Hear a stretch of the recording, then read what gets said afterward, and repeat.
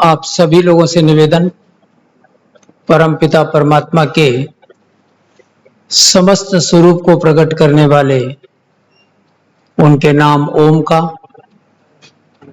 शांत भाव से दीर्घ स्वर में केवल एक बार मेरे साथ उच्चारण करेंगे। तत्पश्चात गायत्री मंत्र।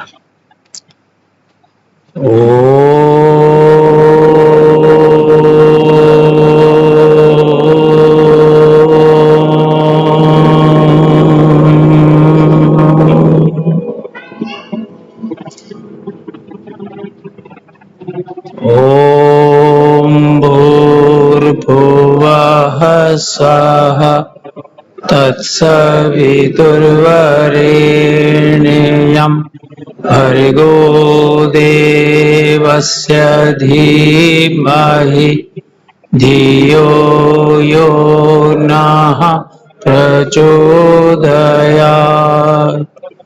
ॐ नमः शम्भवाय च मयोभवाय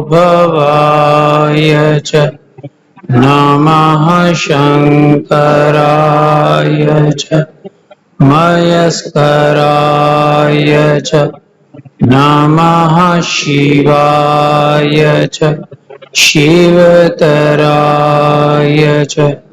ओम शांति शांति शांति।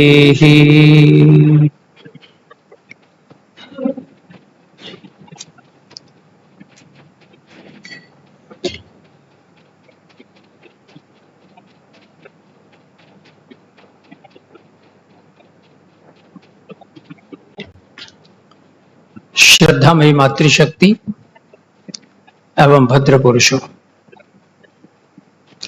श्रीमद् भगवत गीता के प्रथम अध्याय की चर्चा चल रही थी। धृतराष्ट्र संजय से पूछते हैं,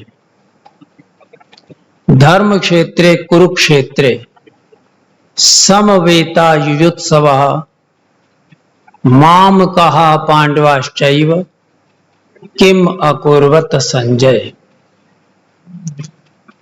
हे संजय, धर्म भूमि कुरुक्षेत्र पर मेरे और पांडु के पुत्र जो युद्ध की इच्छा से एकत्रित हुए थे, उन्होंने क्या किया?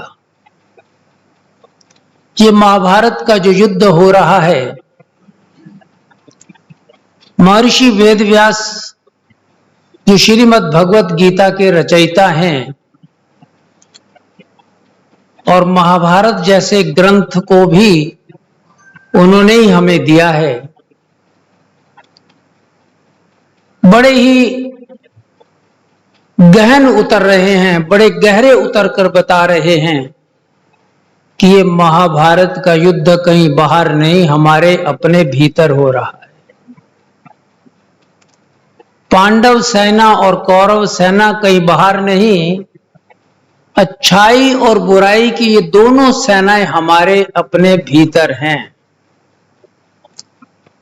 और इन दोनों सेनाओं के युद्ध के वर्णन को महर्षि वेदव्यास हस्तिनापुर के दो भाइयों के, दो परिवारों के झगड़े को आधार बनाकर हमारे समक्ष रख रहे हैं। पिछली बार बड़े विस्तार से हमने चर्चा की थी कि कुरुक्षेत्र और धर्म क्षेत्र दोनों ही हमारे भीतर हैं। कुरुक्षेत्र कहां पर है और धर्म क्षेत्र कहां पर है? धर्म क्षेत्र की साधना से कुरुक्षेत्र के ऊपर धर्म की मर्यादा डालनी है। जो भी कर्म धर्म की मर्यादा के अनुसार होगा, वो कर्म निश्चित रूप से योगस्थ हो जाता है। इसीलिए भगवान कहते हैं, योगस्थ कुरु कर्माणि।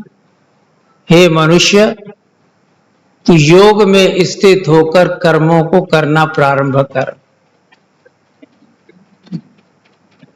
कर्म योग के साथ कब जुड़ता है?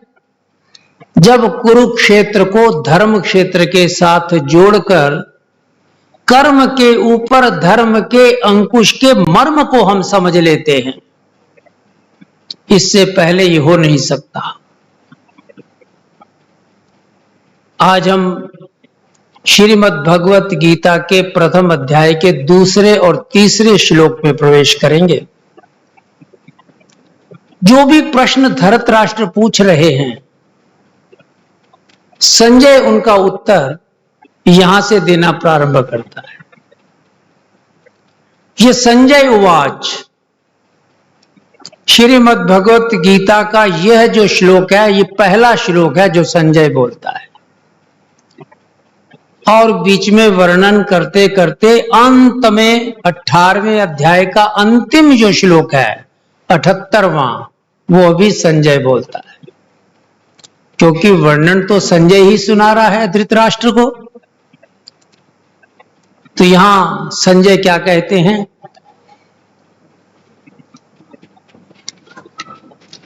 दृष्टवा तु पांडवनीकम व्यूढ़म दुर्योधनस्तदा आचार्यम उपसंगम्य राजा वचनम अब्रवीत् पश्यैताम पांडुपुत्राणाम आचार्य महतीं चमूं व्यूढ़ाम द्रुपदपुत्रेण तब शिष्येण धीमता। दृष्टवा तु पांडवानीकम, पांडवों की सेना, अनेक सेना को बोलते हैं। पांडवों की सेना को देखकर दुर्योधन द्रोणाचार्य के पास जाते हैं। श्रीमद् भगवत गीता के प्रथम अध्याय का जब अध्ययन करते हैं तो एक बात स्पष्ट होती है कि ये दृष्टवा शब्द जो है ये बड़ा महत्वपूर्ण है। एक बार नहीं, 3 बार इसका प्रयोग किया गया है प्रारंभ में ही। एक तो इसी दूसरे श्लोक में किया, दृष्टवा तु पांडवनीकम, पांडवों की सेना को देखकर दुर्योधन आचार्य के पास जाता है। यह दुर्योधन देख रहा है, लेकिन इसी प्रथम अध्याय के 20वें श्लोक पर जब पहुंचते हैं तो वहां अर्जुन देख रहा है कौरवों की सेना को। अथ व्यवस्थितान दृष्टवा धार्तराष्ट्रान कपिध्वज, कपिध्वज कहते हैं अर्जुन का नाम है। धृतराष्ट्र के पुत्रों की व्यवस्थित सेना, व्यवस्थितान अर्थात ऐसी व्यवस्थित कि वो सब डटे हुए हैं युद्ध करने के लिए, वहां वो देख रहा है अर्जुन। जब पहले अध्याय के दूसरे श्लोक में दुर्योधन देखता है, पांडवों की सेना को देखकर द्रोणाचार्य के पास जाता है और युद्ध करने के लिए पूरी तरह से लालायित है और तैयार है। और 20वें श्लोक में अर्जुन भी जब कौरवों की सेना को देखता है तो वो भी गांडीव धारण करके युद्ध करने के लिए तो आया ही है, वो भी तैयार है। दोनों ही अपने अपने क्षत्रिय धर्म का पालन करने के लिए उद्यत हैं। लेकिन इसके बाद जो 28वां श्लोक आता है वहां पर भी दृष्टवा का प्रयोग किया गया, वो भी अर्जुन के लिए है। दृष्टवा इमं स्वजनम कृष्ण युयुत्सम उपस्थितम। हे कृष्ण, यहां अर्जुन कहता है हे कृष्ण, ये जितने भी लोग युद्ध की इच्छा से यहां एकत्रित हैं, दृष्टवा इमम स्वजनम, इनको देखता हूं तो लगता है ये तो स्वजन है, मेरे अपने हैं। सामने भी देख रहा है, क्योंकि आपको पता ही है कि युद्ध के प्रारंभ में अर्जुन अपने ड्राइवर कृष्ण से कहता है सेनयोर उभयोर मध्य रथम स्थापय च। दोनों सेनाओं के मध्य में मेरे रथ को स्थापित की सेनाओं का निरीक्षण कर सकूं, देख सकूं। युद्ध करने आया है ना, तो देखना भी अनिवार्य है। लेकिन यहां देखने का दृष्टिकोण, यहां वेद व्यास बहुत उत्तम संदेश हमको दे रहे हैं। जब अर्जुन सामने देखता है तो 180 डिग्री तक देखता है। पांडवों की सेना को जब कौरव देखते हैं, दुर्योधन देखता है, तो वो भी 180 डिग्री तक देखता है। और जैसे अर्जुन 180 डिग्री से आगे बढ़कर 360 डिग्री तक अपनी ओर भी देखता है, तो उसे स्वजन सब तरफ दिखाई देते हैं। फिर उसके भीतर विचारशील था ना, उसके भीतर ये प्रश्न उठता है कि युद्ध क्यों? अब ये युद्ध ना हो तो अच्छा है। तो यहां महर्षि वेदव्यास दृष्टवा शब्द से श्रीमद् भगवत गीता की ज्ञान के माध्यम से हमारे समाज को एक बहुत बड़ा संदेश दे रहे हैं।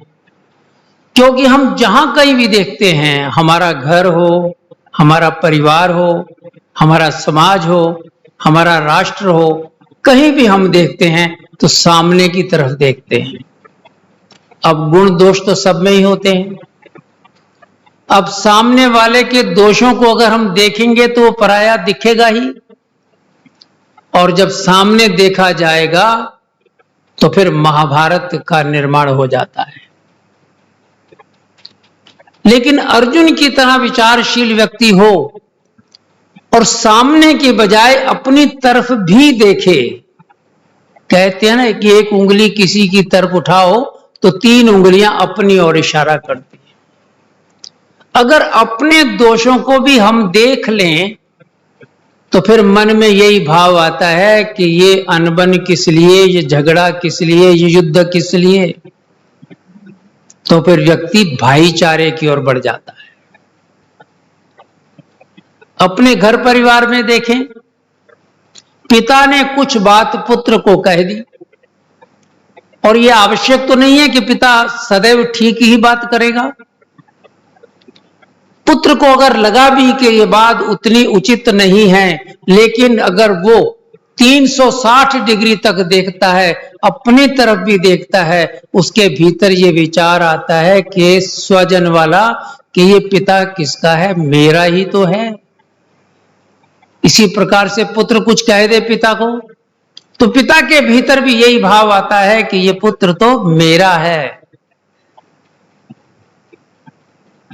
समाज में देखें, अगर कहीं किसी ने कुछ कर दिया या किसी अधिकारी ने और दूसरे को पसंद नहीं आई बात, तो उसके मन में यह भाव उठता है अगर कि ये स्वजन है, ये अपना है, ये मेरा है, तो फिर जो कुछ भी गलत या उचित या अनुचित होता है उसे अपनेपन का भाव देकर उसको केवल एक भाव उठता है कि इसको बस ठीक कर दिया जाए, किसी भी तरह से किया जाए।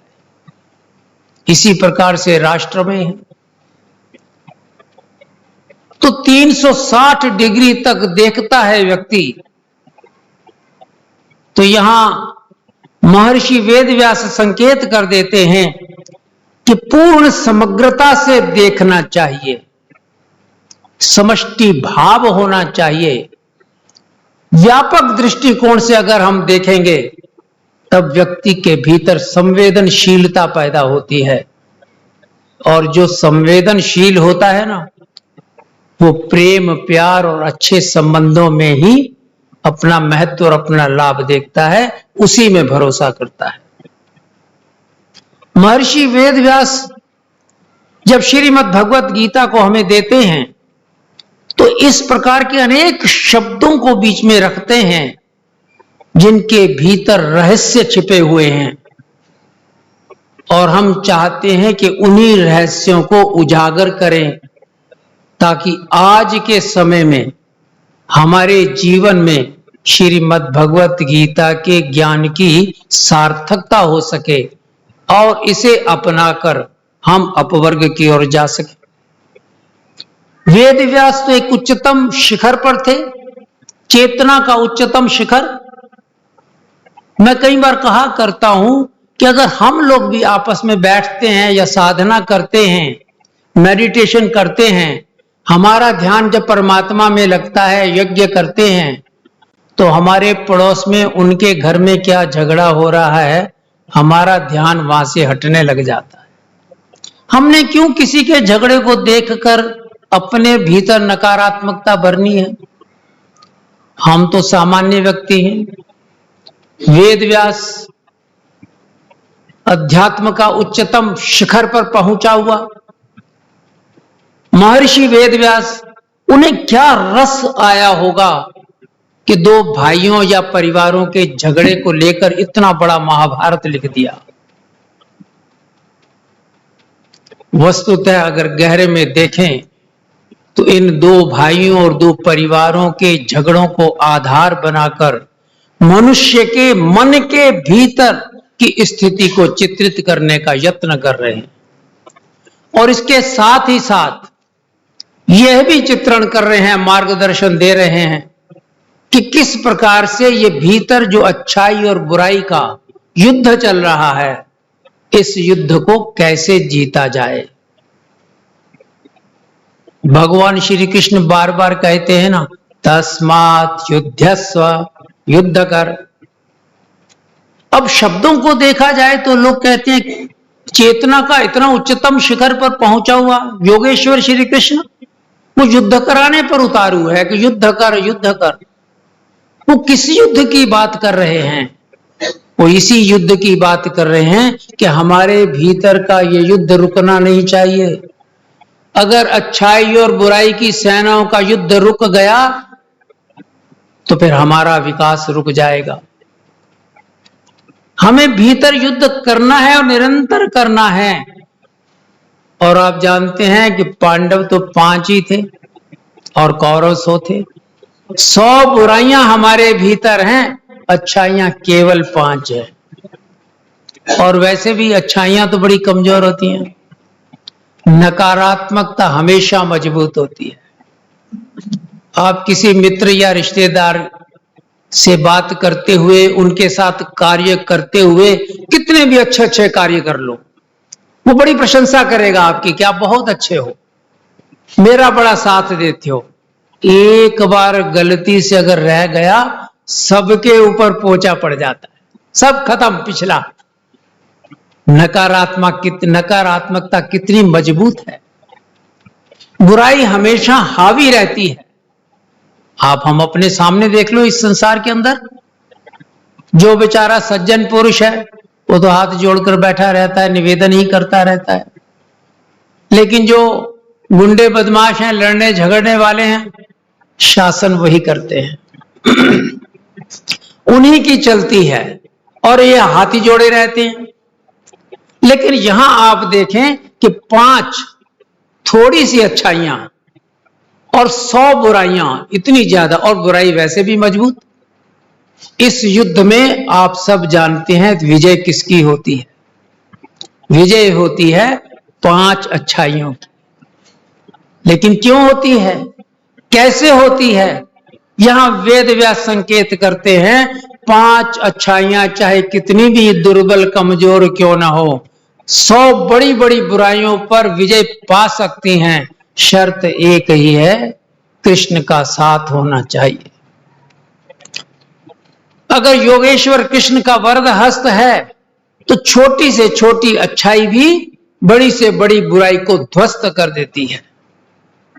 इसलिए संकेत दिया कि जितने भी कर्म हम करते हैं, अपने परमात्मा को सदैव याद रखें।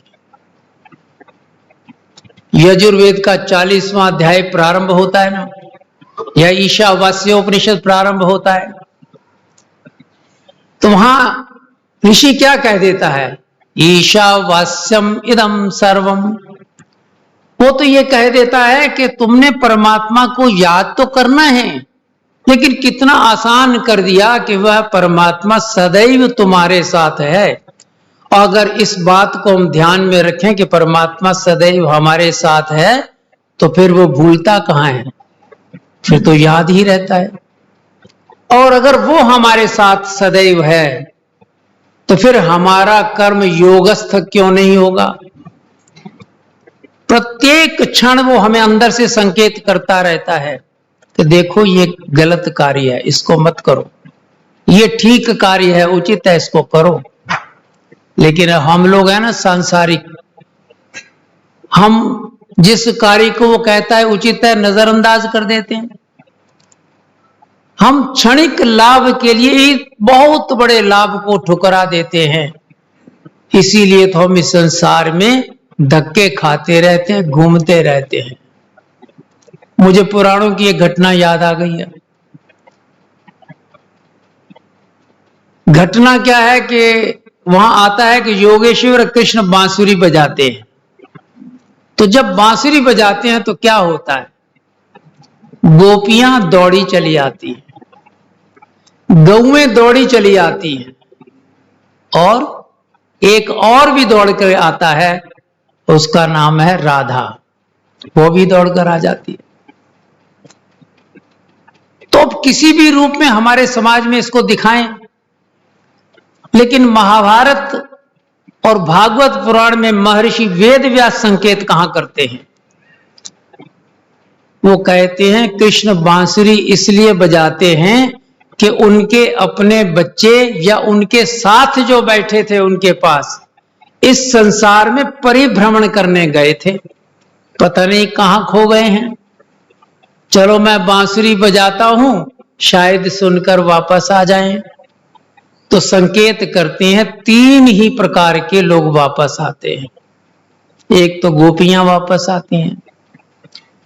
गोपियां क्या हैं? जो गुप्त रहस्य को समझती हैं, जो अध्यात्म के गहरे तल तक पहुंच चुके हैं।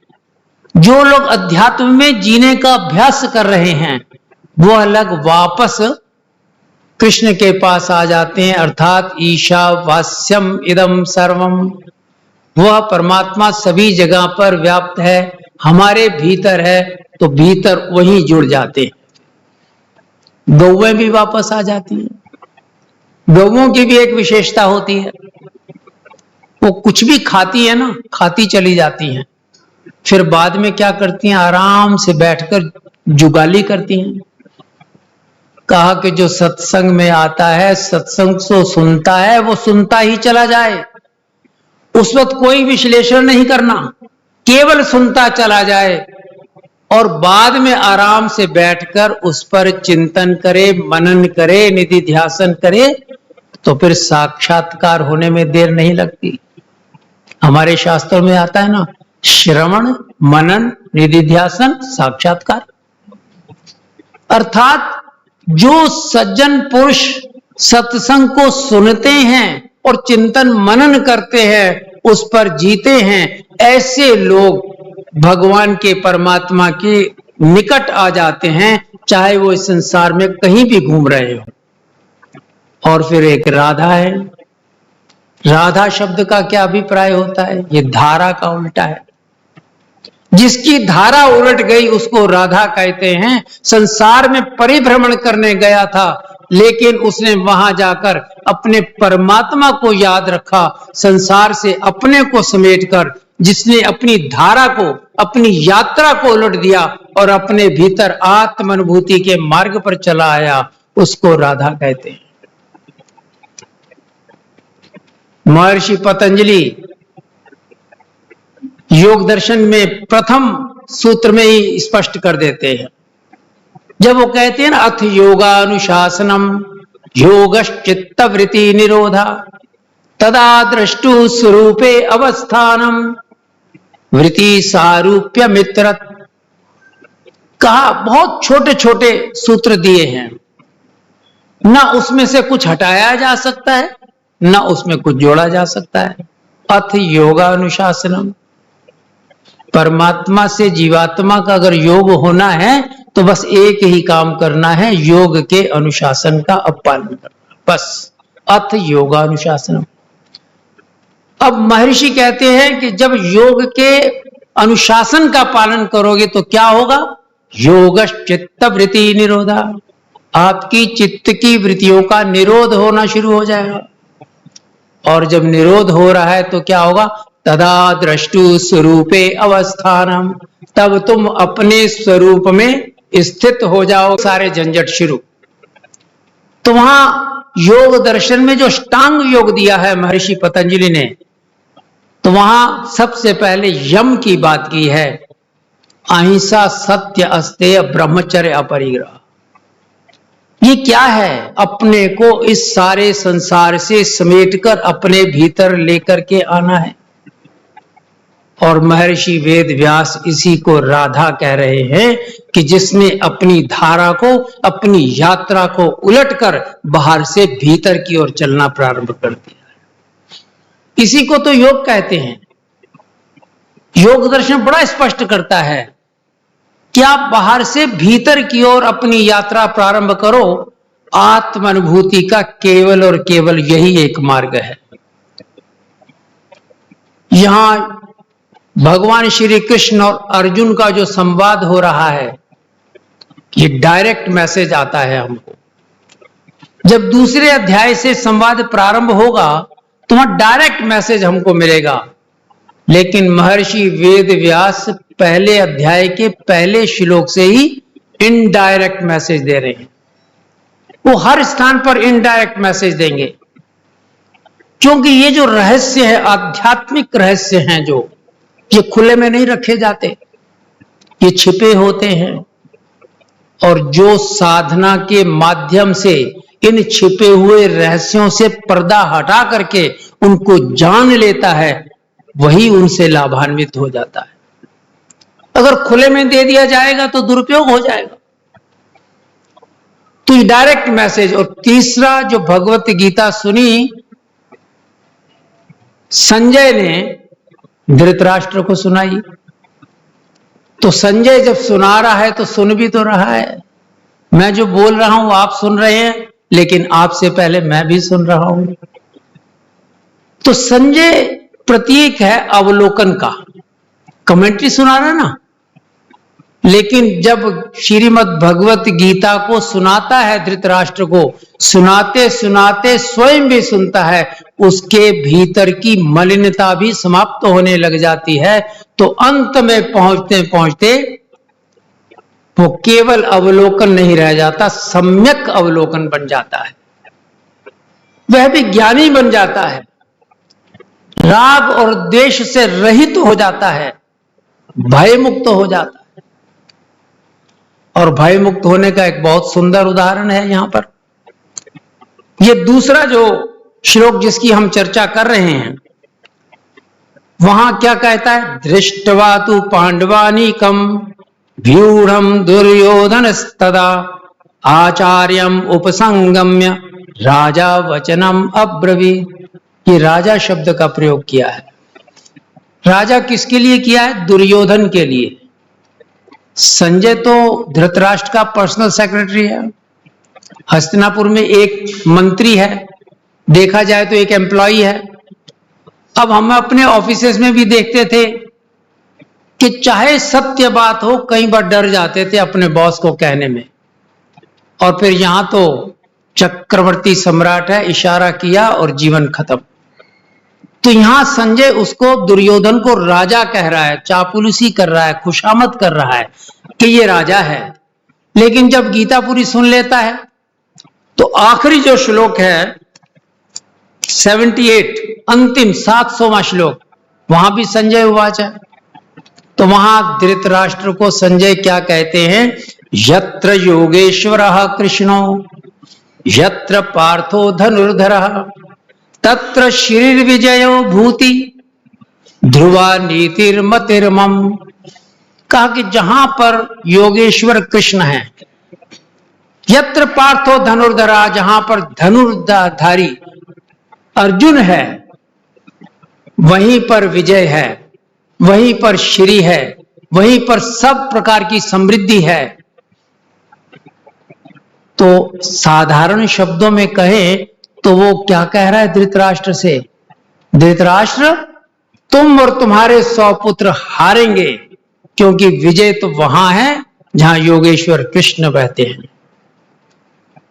तो आप देखिए कि संजय प्रथम श्लोक में जिसको राजा कह रहा है, इतना डर रहा है, उसमें इतनी हिम्मत कहां से आ गई इतना सत्य बोलने की? हितम वदिष्यामि सत्यम वदिष्यामि, ये हिम्मत कहां से आई? ये हिम्मत श्रीमद् भगवत गीता के सुनाने से पहले जो सुनी थी उससे पैदा हुई। एक स्पष्ट दृष्टिकोण आ जाता है और यही साधना है। श्रीमद् भगवत गीता के एक एक श्लोक से जब हम समझेंगे, जब उनकी गहराई में जाकर एक एक शब्द के पीछे छिपे हुए रहस्य को जानेंगे, तब हमारे भीतर भी राग और द्वेष से मुक्तता प्रारंभ हो जाएगी। हमारे भीतर का भय भी जाता रहेगा और हम सदैव इस बात का अपने भीतर ध्यान रख पाएंगे कि हम परमात्मा से जुड़े हुए हैं। ईशावास्यम इदम को हम अपने जीवन में फलित कर सकेंगे। जब वो फलित हो जाएगा, फिर हमारे जीवन में जितने भी कर्म हैं सारे कर्म योगस्थ हो जाएंगे। इसीलिए भगवान ने कहा योगस्थ कुरु कर्माणि संगम त्यक्त्वा धनंजय सिद्धये सिद्धयो समो भूत्वा समत्वम योग उच्यते। तब समता आ जाती है, तब जीवन में संतुलन आ जाता है। और जिस व्यक्ति के जीवन में समता है, जिसके जीवन में संतुलन है, यही तो योग है। फिर तो परमात्मा से जुड़ गया। असंतुलित कब होते हैं? जब परमात्मा के विमुख होते हैं। संतुलित कब होते हैं? जब परमात्मा के सम्मुख होते हैं। इस बात को बड़ी स्पष्ट शब्दों में हमारे समक्ष रखा। तो बाकी शेष तीसरा तो श्लोक अगली बार ले लेंगे। इन शब्दों के साथ आप सभी लोगों को बहुत बहुत शुभकामनाएं। ओम शांति शांति शांति।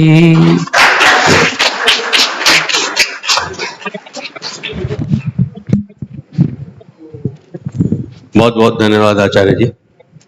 ये जो भगवत ज्ञान गंगा चल रही है, ये प्रत्येक मास में चौथे रविवार को, नोट करें, प्रत्येक मास में चौथे रविवार को माननीय बजाज जी ने हमें समय दिया है।